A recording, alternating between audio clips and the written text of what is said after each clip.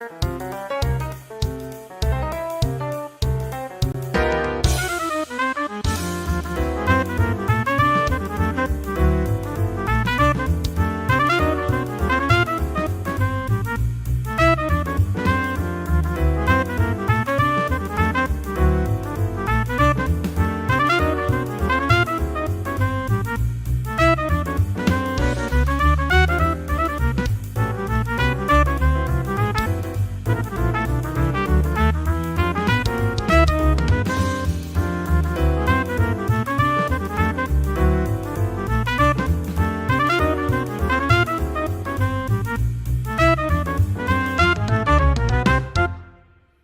evening, everybody. Welcome to Songwriting Simplified with me, Jonny Lipsham, here at jonnylipshamstudios.co.uk on this April 19th, 2023. Still, good grief, the year is going by so fast, it's ridiculous. But anyway, here we are. I hope everyone has had a great few days since I last saw you. Those of you that were here on Sunday, it was only a few days ago. So I hope you've had a good kind of first wee period of the week. Going well so far here. I was off on Monday. It says we've got no data. That can't be good. YouTube is telling me we have no data going in, so I'm not sure what's going on here. Hopefully we're still live, but it says no data, which is not good. I don't know why that would be saying that.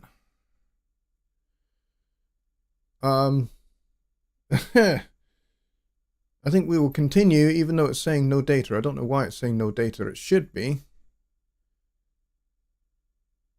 Strange. Yeah, it did that on Sunday. That's weird. Okay, so that's a couple of times that YouTube has gone a little bit wonky. Anyway, it looks like we're okay now. We have full connection. So anyway, so this evening's show is all about songwriting, composing, arranging, and music theory and all of that stuff. And how we do that in Studio One, and how we can use Studio One tools to get the best out of our music making from that point of view. So that's kind of what we're going to talk about, and we're going to kind of continue the little bit of focus that we had last show, where we had a bit of a focus on chords and harmony and that kind of thing. So we're going to continue that a little bit tonight, just to get kicked off with. There are a couple of questions in here already, which we will definitely get to answering. But we talked about inversions. I can't even say the word. Inverting chords and how you do that and why you would want to do that. And so we looked briefly at like triads, 3-note chords, and the reason why you would want to invert chords.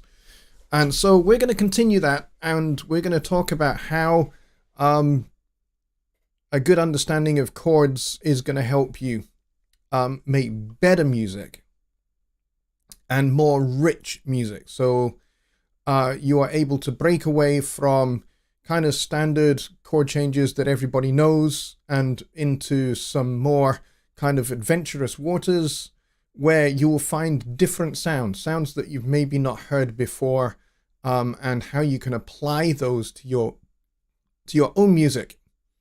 Now, this show is called Songwriting Simplified, and so the idea is that we take something complex and we break it down into something that is going to be simple and easy for you guys to get your teeth into.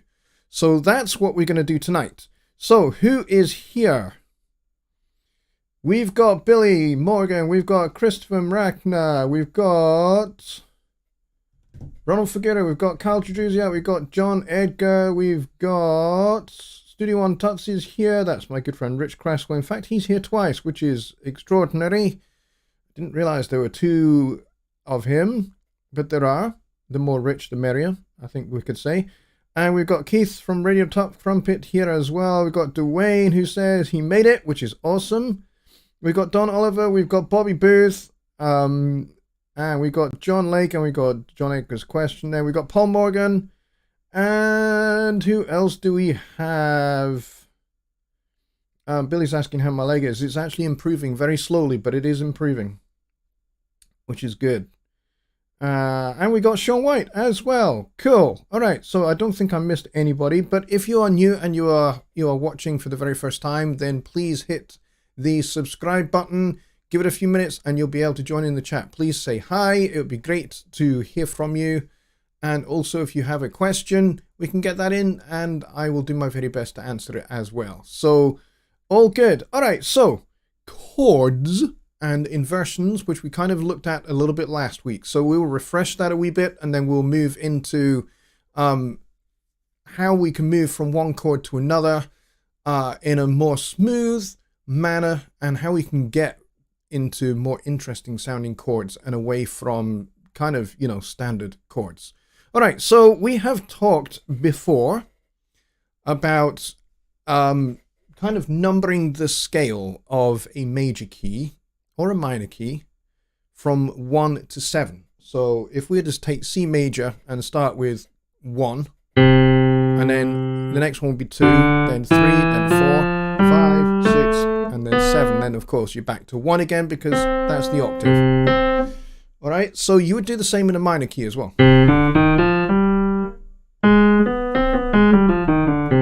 Okay, so it's still 1, 2, 3, 4, 5, 6, 7, and then back to octave. Okay, so it's all the same whether you're in a major key or a minor key. And so quite often you'll hear me refer to things like 2-5-1. What is a 2-5-1? Basically, it's a chord built on the 2nd degree of the scale, going to a chord on the 5th degree of the scale, going back to chord 1, which is the tonic. It is the home. It is home plate, to use a baseball analogy, for your song. Now, sometimes you might want to shift where home plate is, and you might want to go to another key. You're going to use chords to get there. And in particular, you're going to use the 2-5-1 to get you there, because the 2-5-1 is the secret sauce to getting from one key to any other key. And we've looked at that before. And I think this year we're going to kind of go over some of those things again a little bit, especially for those that are new to the show. And we're going to take it to the next kind of level as well. So if we take a major triad, how do we build one? For those of you that don't know, we take the first note. So if we're going to build this on chord 1, we have a C, then we have the 3rd of the chord. So we go 1, 2, 3. And in this case, we've got a major 3rd. Nice, happy, bright sound as opposed to a dark minor sound. And then we miss another note. So we miss the 4 out and we go up to 5. And now we have a C major triad. Okay, so now that we've got this C major triad, and notice how I'm doing this without looking at the keyboard. I hope you're impressed. No, I'm kidding. So if I wanted to go to chord 4 from chord 1, now what I could do is I could move my hand all the way up so that I'm starting on chord 4, on F. F, and then do the same thing again, play the 3rd, and then play the 5th. Now we've got chord 4. But notice how that is a bit of a leap. It doesn't sound particularly smooth either, as much as it being a bit of a leap and not very easy to get to. It also sounds a little bit ropey, not very smooth.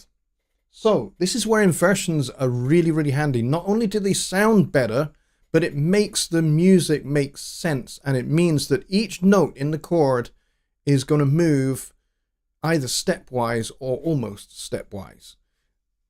And the cool thing about that is that if you then give those 3 notes to 3 vocalists and tell them to sing those notes, you will get them singing 2 chords, and it will sound glorious. And it'll be easy for those singers to sing. So not only is it easier to play on a piano or on a guitar, but it's easy to sing as well. Now, a lot of guitar players, they instinctively do this inversion thing. Just their fingers, after a lot of practice, will go boink, boink, boink, boink, boink, boink, boink, and their hands just does it automatically, and they don't realize that if they're playing a D triad, a D chord, and they put their thumb over the top onto the 2nd fret on the E string, they are now playing the F sharp, which is the 3rd of the D major chord.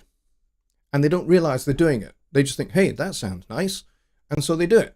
And so there's a lot of instinct involved in a lot of people's music making. So what I'm here to do is to help you understand what you do instinctively so that you can then apply those instincts better and develop more advanced instincts, more informed instincts. So that's what I try to do anyway. So it is Songwriting Simplified. I try to make things easy, but I also try to make complex things easy for you guys to apply to your own music. So that's what I try to do. We've only got 12 or 13 people here. We've got almost a rugby team, but not quite a rugby team. It'd be nice if we could have rugby team plus substitutes plus backroom staff as well. So if we had like 25 or 30 people here, that would be awesome. But we'll see. We'll see how we go. I'm not going to stop. All right, so let's go back to our C major chord. Now we call this root position because we've got the root of the chord, the C, at the bottom. Oh, and then the other two notes on the top of it. Now, there's a cool, easy way to understand inversion. All you're doing is you're just putting the notes of this chord into a different order. So if we go 1, 3, 5, and those are our three numbers, if we were to do this mathematically, if you had three numbers, 1, 3, and 5, well, there are only going to be two other permutations, right? There's only going to be 3, 5, 1, and then 5, 1, 3, okay? Those are the only other permutations. So let's actually apply that little bit of math to the keyboard. So we take the root from the bottom and we put it on the top, up the octave. So now we have 3, 5, 1. Okay, take the bottom off again and put it on the top. So push the E up an octave. So now we have the G at the bottom. So now we have three inversions of the one chord. So we have root, first, and second inversion. So quite often you'll hear me talk about second inversion this chord, second inversion or third inversion this chord, or if there are more notes, we're going to have more inversions. So I might say fourth inversion G7 chord, or whatever, or chord, fourth inversion 5 chord. That's what I'm talking about. I'm talking about the note that is at the bottom of the chord that makes it the inversion. So in this case, that's root, first, second. Now, why are these inversions important? And this is not a piano lesson. This is kind of going to help you get better at making music on any instrument and have a better harmonic understanding on any instrument. Okay? Well, the cool thing is, if I go from root position C and I want to find the easiest way to get to F major, chord 4, the nearest possible inversion is going to be second inversion. I can keep the C down the bottom and I can take the bottom two notes, the middle two notes, the third and the fifth. I can move them up one note each. And now I've got chord 4. With very, very little effort, and it actually sounds good. So if I compare leaping between root inversions of chord 1 and chord 4 and those other inversions, listen to how it sounds. So if I just leap, doesn't sound so great. But if I go,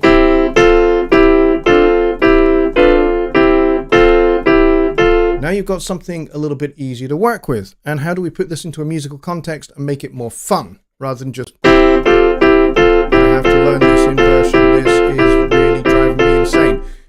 A lot of blues music has this.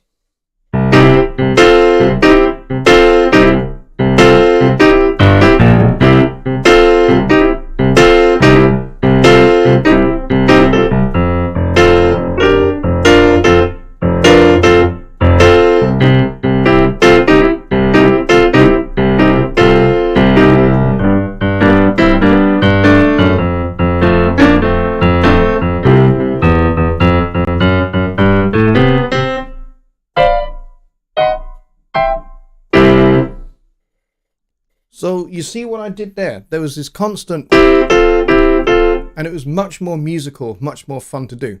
And so I was just going between C C major and F major, second inversion. Now, when I say it like that, it immediately sounds no fun whatsoever. But when I play it in that context, it's fun. So you take something a little bit technical, a little bit boring, give it a fun application, and all of a sudden music and music theory is fun. Okay? Let's extend this idea.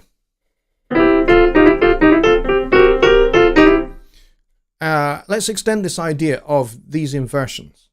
So let's add a note. So instead of doing triads, we're doing 4-note chords.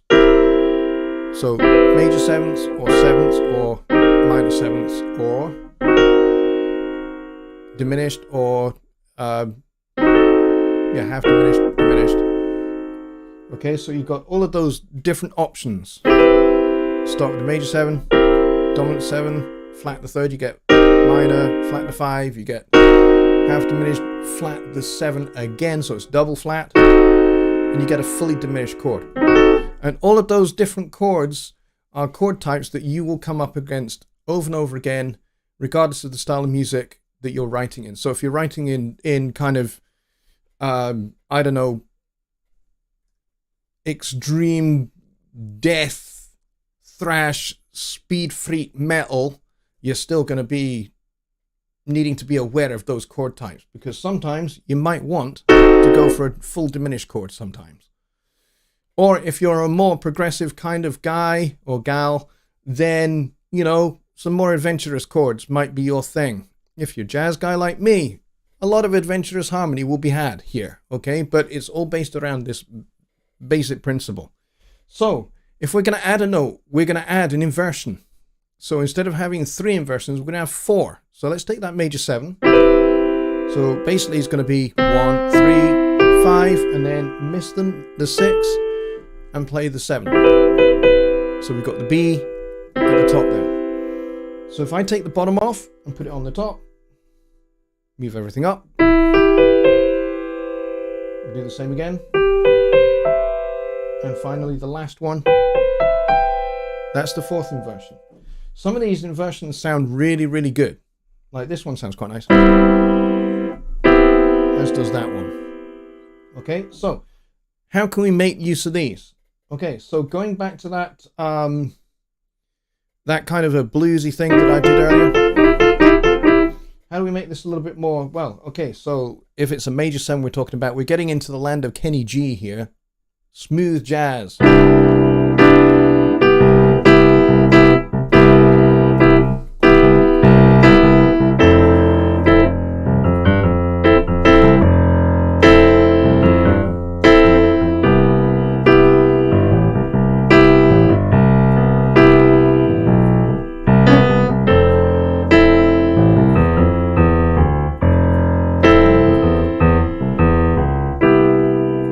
So we've got major 7ths galore going on there. But this time it's basically the major 7 at the bottom, bass note, 3rd and 5. And then to get to F, just move that bottom note, the B, up 1, and the top note up 1. And then move the bass note.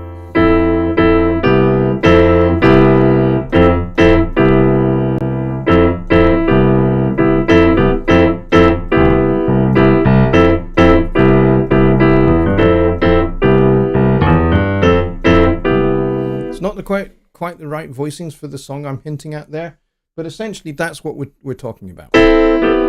So this is where inversions become really, really, really useful, because this is what we call voice leading, when each voice in the chord moves nice and smooth.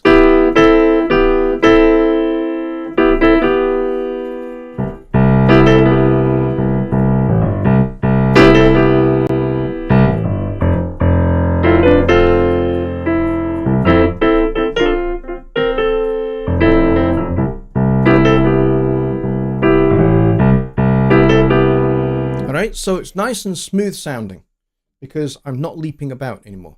And so all I've done is add 1 note, and we can extend that and we can add other notes and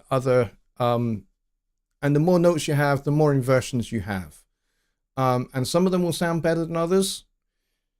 But one of the things you might have noticed there is instead of playing when I introduced the left hand, the bass hand, I stopped putting the root note in my right hand in the chord. And instead I took that out. So what I ended up with was essentially a second inversion E minor chord with a C in the bass. And that becomes C major 7. So there's those kind of things as well. Now, you can make a major 7 chord sound even more interesting and cool without really changing very much. If I take a second inversion G major triad, so if I put the D on the bottom, so we go 5, 1, 3, and then put a C in the bass at the bottom, you get this very, very cool, very modern sounding major 9 chord.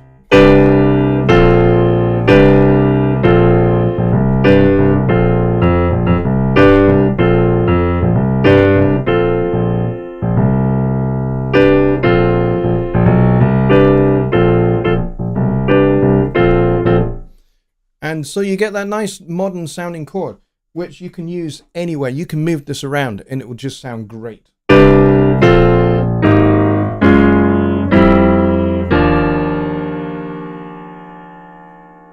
right.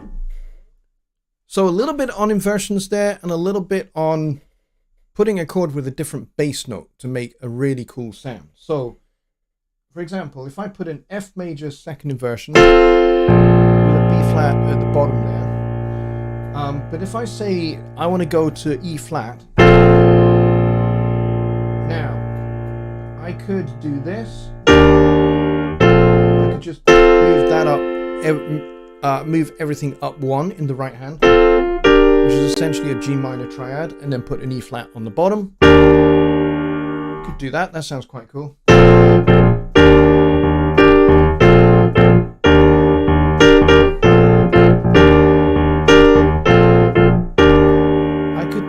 But what if I wanted to do something a little bit lower down, in the right hand,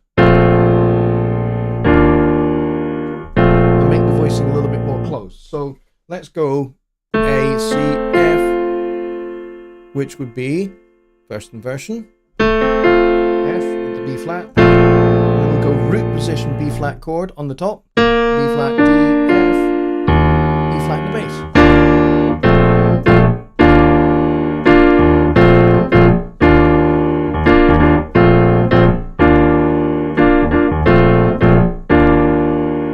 We can do A flat over D flat, so A flat, D flat on the bottom.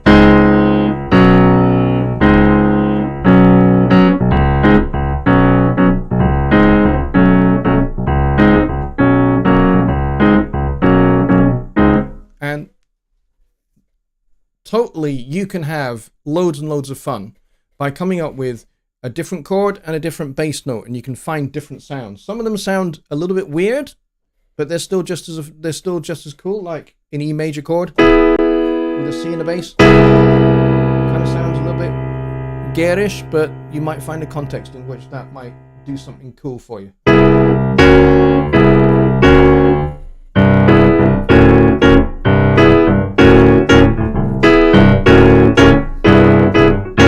So that's like a major 7 augmented or something like that.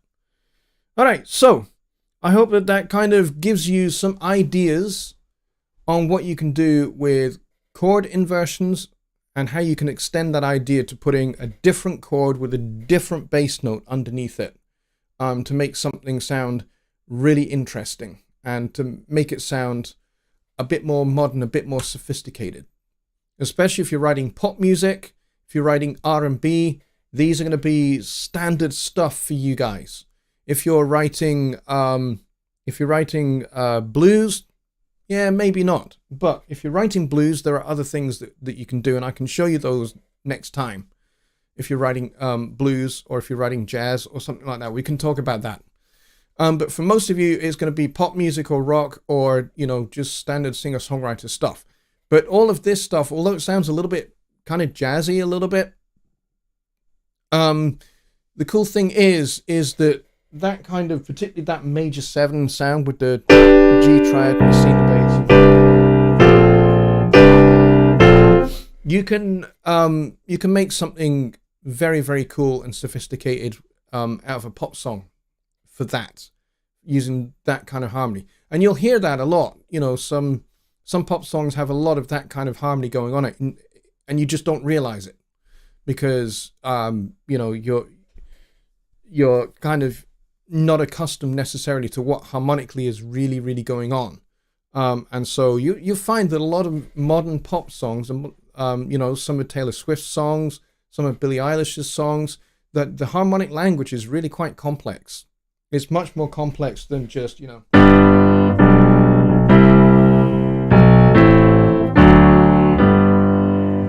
And it might be that, but it can often also be a little bit more complicated than that, without actually being complicated, which is kind of what I'm trying to show you. So I hope that that message is getting across a wee bit.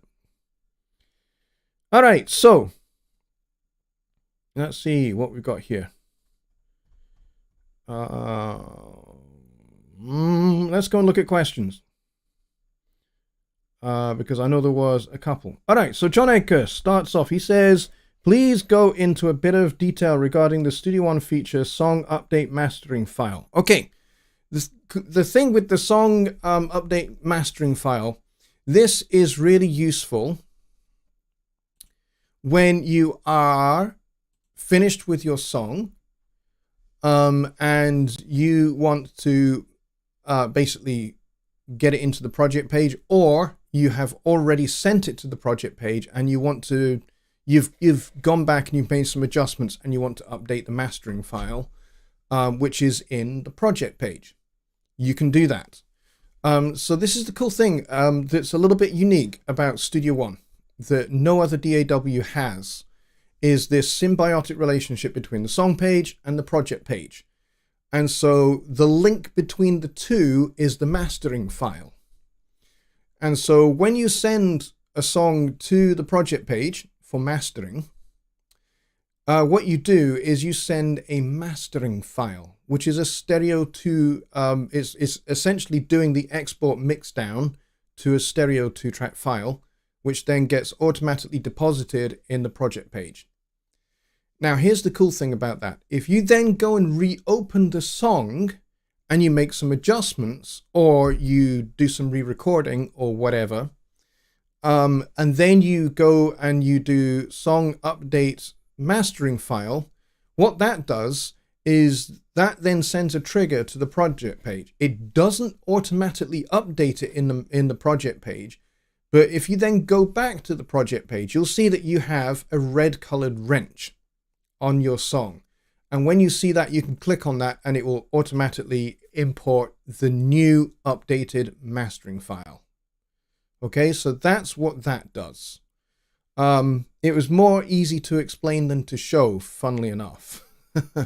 But that's essentially what it does. It creates a stereo mixdown of your song and deposits it in the project page. It's part of that symbiotic relationship between song page and project page. It's actually a very cool feature and unique to Studio One. Dwayne says, have you seen or used the Studio One toolbox? Studio One toolbox is very, very cool. I have seen it. I haven't used it. I don't actually have it. I have it available. I just haven't installed it.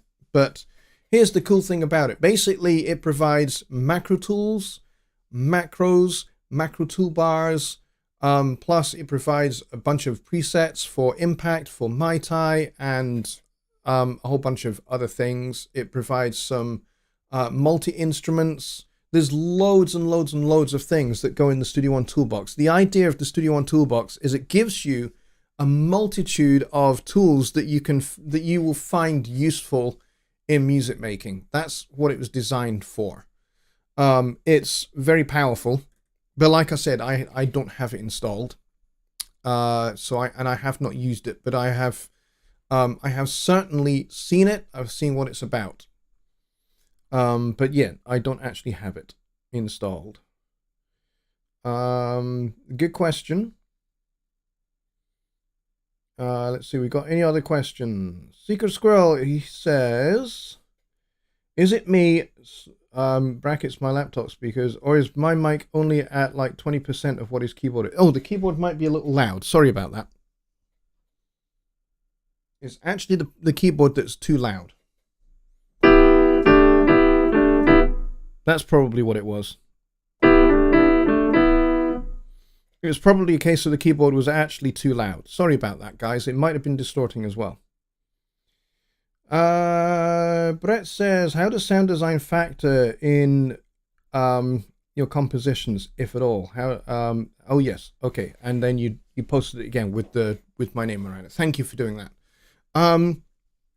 Personally, for me, there is some element of sound design. I might do some automation of panning. I will certainly do volume automation. It depends upon the music that I'm working on. If it's my own composing for my band, for example, there will be some volume automation that goes on, but there really won't be very much more than that, to be honest, because I work in jazz music and I work in acoustic folk music and that kind of thing. That's not I don't write folk music, but I work with artists that do. And so a lot of their music is actually very simple and straightforward. So, you know, there's a degree to which there's a bit of set it and forget it. And it's just set throughout the whole song. There's not a whole lot of movement. But, you know, there are still some elements that do get moved about in the mix with my own stuff. For example, if I'm working on a piece and I have, let's say I have a trumpet and a tenor saxophone plus my vocal, and the trumpet and tenor sax are basically the horn section, but then I have a guitar solo. But I also have a horn section playing this kind of little background riff behind the guitar solo. Then what I will do is I will do a little bit of sidechain compression. Basically, whenever the guitar is playing, it ducks the horn section, and it might actually duck the overall mix just a hair as well, because I want the guitar to be center stage at that point. So it might be that I do a little bit of parting of the Red Sea panning wise to make sure that the guitar is front and center without being too separated from all the other elements in the song. Now, if I'm working with a pop artist or I'm working in soul or R&B, then there's going to be a lot more stuff going on. So I might have very specific event effects that will emphasize a particular word or a particular line or something like that. So I might lift a line from the vocal or a word or two and drop it onto another track. And then I might go a little bit crazy and I might put like a ping pong delay, and I might saturate the heck out of it as well. So it sounds distorted, it sounds thin. So I may like give it that telephone effect, but I may actually have it, you know, ping ponging as well. Just this one little phrase. So I do things like that, which I suppose you could call sound design. And I do that where it is needed, to kind of emphasize different aspects of the lyrics of the song. I do volume automation a lot. There'll be some sidechain compression elsewhere as well. But I will also do some panning automation as well sometimes. Like if I want to, if I've got an element on the left that I then want to bring into the center and then move it back, I will automate that. But I try and avoid doing such things because such things can be disorientating to the ears, especially if you're wearing earbuds or headphones and you start having an element go right across your head over to one side and then right across back. That can be weird. And or if you move something from the left to the center, so, and you know, let's say you've got two guitars and one of those guitars takes a guitar solo. So now you've got one on the right and one in the center, and then you move it back. That can be a little bit weird. So what I will do when that happens is I will introduce a third guitar part so that I've always got a guitar on the left and it'll give the impression that the guitarist on the left is moving to the center, but there is also still a guitarist on the left. So it's always in balance. Because if you don't do that, you can end up with this weird kind of off-center, off-kilter effect, which is it disorientates the brain, and it can be very distracting. So those are things to avoid and be careful of. Okay, Secret Scrolls is saying that my voice was being lost at points. Well, I was actually trying to keep my voice my head over here when I was playing the keyboard.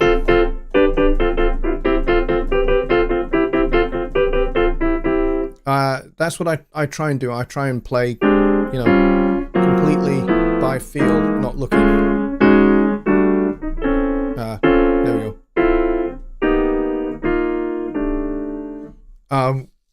And that's all completely by tactile memory. I'm not even looking at the keyboard, and I'm keeping my head over the microphone. I try and do that as much as I can. But thank you for bringing that up. Let's see. Brett says, do you use any binaural panning for a more three-dimensional sound, or just standard LCR stereo spread? Well, for the most part, the music that I work in doesn't require kind of anything resembling a surround sound. But that said, even if you're doing LCR panning, even if you're, left, center, right, which is what LCR stands for, even if I'm working with just a stereo mix, it is important that you don't forget the front and back of the mix as well. So you can use compression to put things further back in the mix. And to give a sense of depth, but you can also use reverbs to do that as well. So this is the thing about reverbs. Even like high and low pass filtered reverbs. A reverb will give something some width and some space, right? So if you've got background vocals and you want them to sit further back and not get on top of the lead vocal, you can sidechain, you can do a little bit of compression to make that happen. But you can also use a reverb. So if you've got like a delay on the lead vocal to kind of give the lead vocal some sense of space, then with your backing vocals, to have them sit further back in the mix, you can use a plate reverb or a hall reverb or something like that. And then that will push the reverb, that will push the backing vocals further back in the mix. And the more reverb you add, the further they will sound, the further back they will sound. So if you want something to sound like it's far away in the distance and use that perception illusion, then lots of reverb will do that for you. Wash it in reverb. It'll have that effect. So even if you're working on a stereo mix, it's not just about what's in the middle, what's on the left and what's on the right.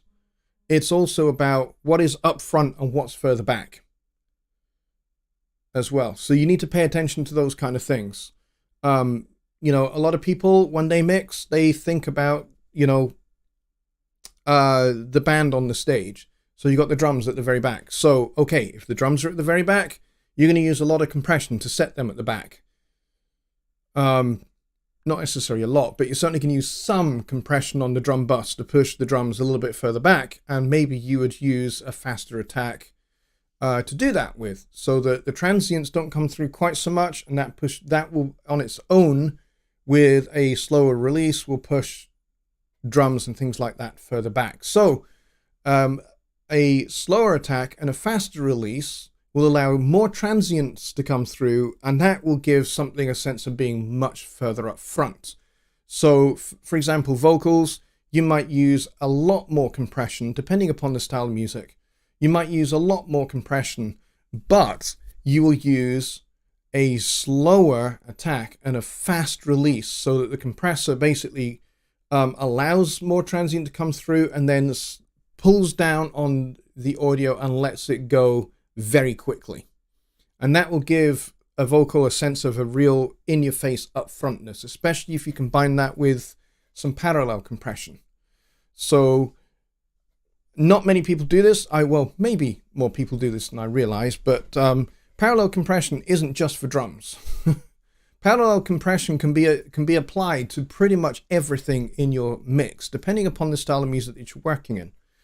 Like if you're working in folk music or jazz or anything acoustic, you're not going to use lots of parallel compression. You're just not. It's not necessary. Pop,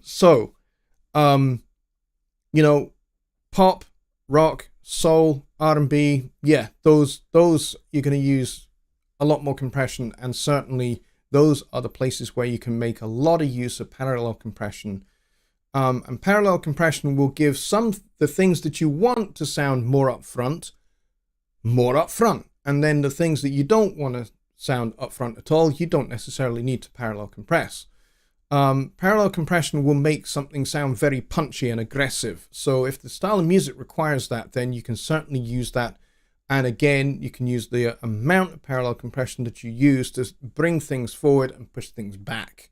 So you're always got that sense of front and back. So we're kind of going into mixing territory here, a wee bit away from songwriting. But, that's okay. Those kind of questions are much more for the Sunday night show rather than the Wednesday night show. I would like to kind of keep a little bit of a stricter separation between questions for Songwriting Simplified and questions for Sunday Night Live. Sunday Night Live is all about Studio One, recording, mixing, mastering, producing, that kind of stuff. This show is much more about songwriting, composing, arranging, and music theory, basically. So I want to try and keep things separate if I can. So please, if you'd be so kind as to help me with that. So if you do have questions about mixing and things like that, Sunday show is the best place for those. So please bear that in mind. Let's see, what else we got? Hey, Dave from Bob's NY is here. He says, popped in for the light. See you later. Thank you very much, Dave. Glad you are here, albeit very briefly. Kyle says, parallel compression is like hot sauce. I put that shite on everything. Yeah, you certainly can. But, like hot sauce, you can certainly make things too hot to handle. And you don't want to turn off your listener. So, yeah, for as much as you can have loads of fun with parallel compression, and you can go absolutely nuts with it, and you can really, really be very aggressive with your compression settings and have fun in that respect. But you still got to be kind of careful with it. Seagull Squirrel says, what's the difference between parallel compression and rear bus compression? I'm not really sure what rear bus compression is. I have heard it talked about. I've heard that people like Andrew Sheps, who is a genius of a mix engineer, he talks about it a lot. But I don't really know what it involves. But yeah, I will look into that. Paul Morgan says, what do you think is a relevant song length these days? That's a great question. It seems to be getting shorter and shorter, whilst also in some respects becoming longer and longer. Back in the 80s, back in the 70s and the 80s, you had bands like Pink Floyd who would do like 15, 20-minute songs that contained a lot of group improvisation. I'm not really a rock fan, particularly. There are some rock bands that I do like, but I'm not massively a rock fan. But I like Pink Floyd for the very reason that a lot of their music is group improvisation. They will have a song, they will have a form that their song is built on, and then they will go and have fun with that. And especially when they're playing live, they will take a song into a completely fresh and different direction spontaneously together as a group. That's something that really, really appeals to me, personally. But to address the heart of the question, we live in the Spotify generation now. And so what that means is there is a shuffle button, there is a skip button, which means young people, and I don't want to generalize, so forgive me if this sounds like I'm generalizing. I'm trying very hard not to. But a lot of young people, I'm not going to say all, but a lot of young people, they will listen to about 15 seconds of a song and then hit skip. If it doesn't immediately grab their attention, they'll just hit skip. And sometimes they'll just hit skip even if they like the song. That's the bit that I find weird, by the way, is they'll go, oh, this is a great song. I love this song. 10 seconds in, skip, they're on to the next thing. Because the attention span has gone from here to here. What's it going to be with the next generation? Is it going to be here? I don't know. I hope not. And I think education and I think how we deal with things, the cultural environment within the home will help and hopefully not hinder how long people's attention spans are. So some of it's to do with that. And so, but also some of it's to do with technology, believe it or not, because originally in the 40s, 50s, and 60s, songs could only be about 3 minutes long, especially on an album, because of the vinyl material. You could only get so much music onto a vinyl record. And so the song had to be really short. Like if you go and you listen to a Charlie Parker record from the 1940s, you'll find that each one of those tunes is only about 2 minutes and 35 or 40 seconds long. I think there are some that are 3 minutes and a little bit. The early bebop records. Because they were pressed onto 45s. And so they had to be really short because of that. And then the development of the LP, so you had a bigger record, much more space, slower revolution on the record itself. So now instead of it being 45, it's 33 1/3. You can get a lot more material on the record. So maybe a 3-minute song now becomes a 5.5-minute song, and maybe you have a few more songs on your record. So instead of having 3 songs on side A, 3 songs on side B, now you can have maybe 4 or 5 on side A and 5 on side B. So you got 10 songs for a record, and they're all about 4 or 5 minutes long. But when a lot of the hits by people like Elvis Presley and people like that in the middle 1950s, just as LPs with long playing records were beginning to come in, it was the 3.5-minute long song. That was the length. And it was also the length for broadcast. So it wasn't just about making the record, it was also about broadcast. Radio broadcast had to be of a certain length. I think there were certain rules about it being a certain length. So that's why songs became like 3.5 minutes. So quite often, jump forward 20 or 30 years into the late 70s and 1980s, now what you get is you get a long playing record, an LP, that has like a 6 or 7 minute long version of the song, but you also get the single on the much smaller 45, and that is what got sent to the record, from the record company to the radio station, and that's what they played. So you would take the 8-minute song and you'd edit it down to 3.5 minutes, and you'd send that off to the radio station, and that's what they played. And so you would lose a chorus, or you would lose a verse, or you'd completely lose a guitar solo, or a trumpet solo, or whatever. I know that's happened to a number of my friends who are great, great, great musicians, who you hear them on the LP, and they've pulled out a heck of a guitar solo.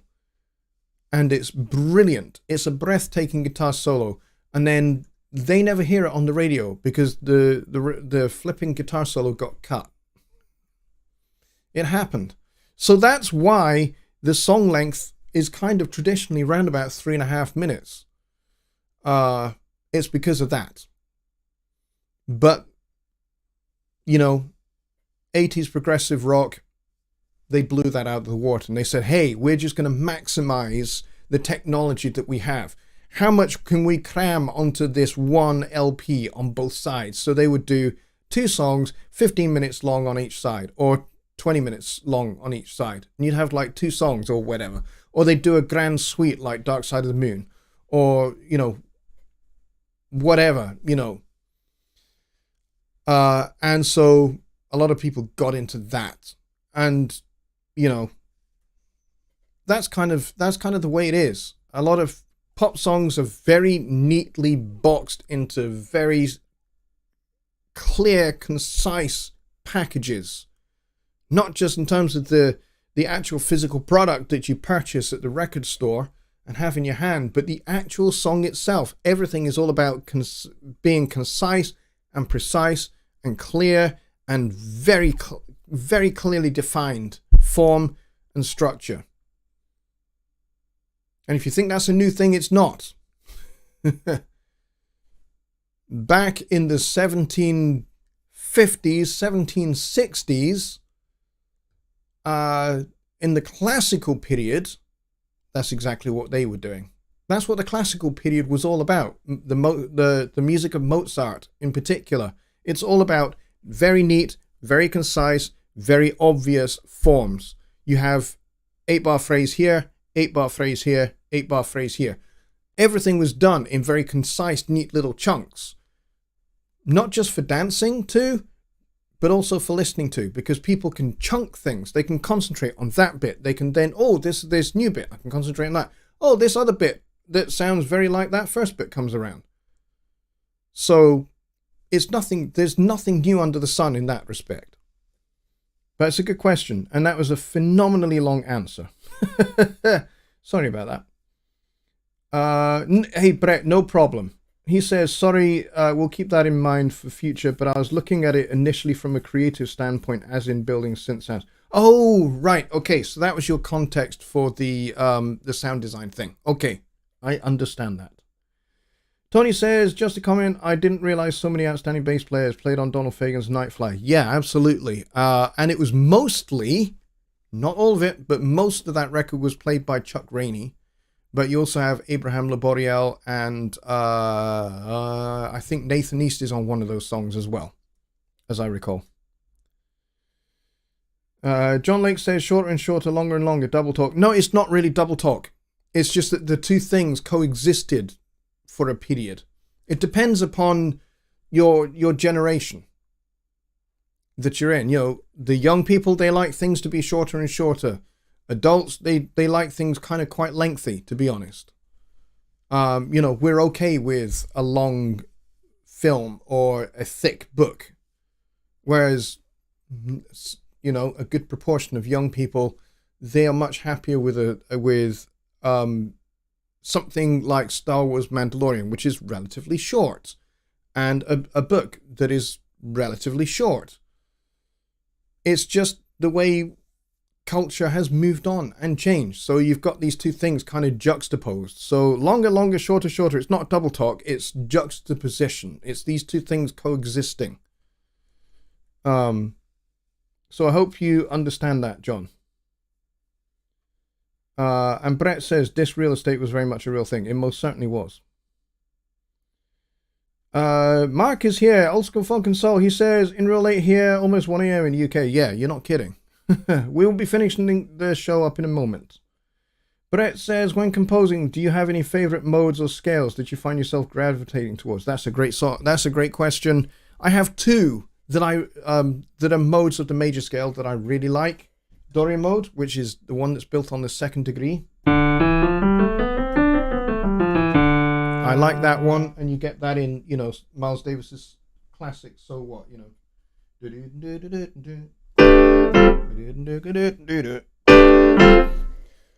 You get that in So What. That's all based around the Dorian mode. But then you also have Mixolydian mode, which is the one that starts on G. So it's built on the 5th degree of the scale. It's like a major scale, but with a flattened 7. So if the major scale goes like this,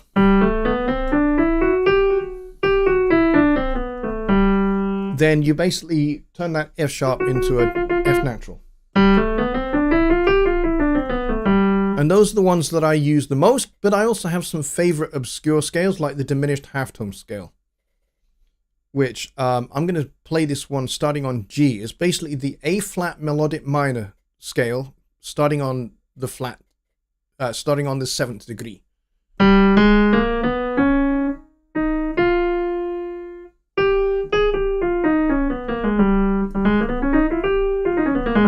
So I like that scale quite a bit. So actually I use this one on a dominant 7th chord. So here's my 7th chord. Bring the mic over, might be easier. Here's my 7th chord.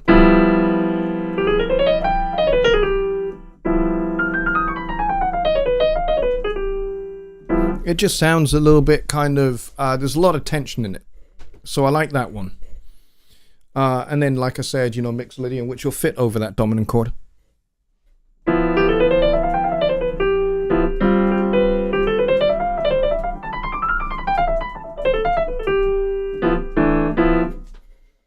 And then, of course, there's that Dorian as well.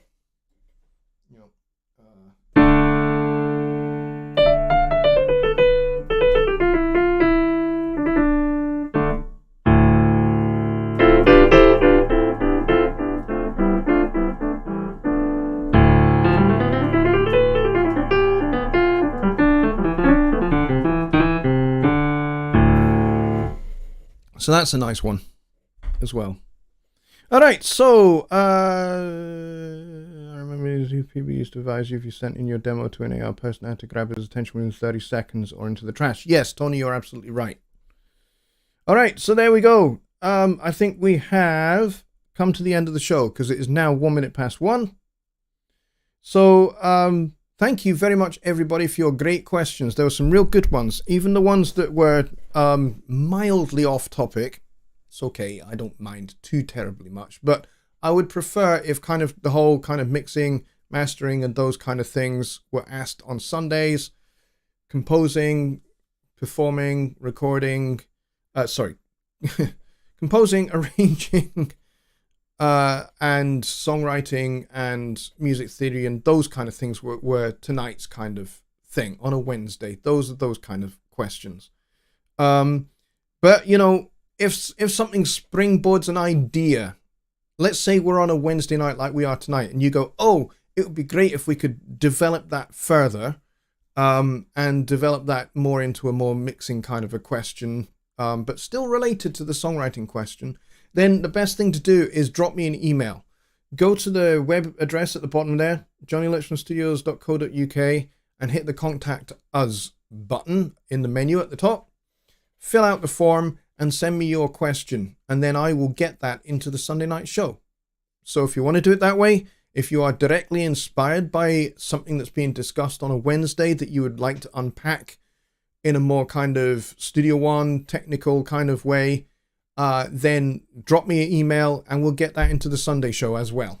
And that way, you know, there is a little bit of continuity between the two shows as well. That would be cool. So if you've got something that springboards into the Sunday show, drop me an email and we'll get that into the Sunday show as well. That would be cool. All right, guys. Lydian Dominant is a great chord, is a great scale. It most definitely is. I love Lydian Dominant. All right, we are going to call it there. It is 3 minutes past 1 now. All right, guys. I will see you all on Sunday. Have a great rest of your week. Good night, everybody.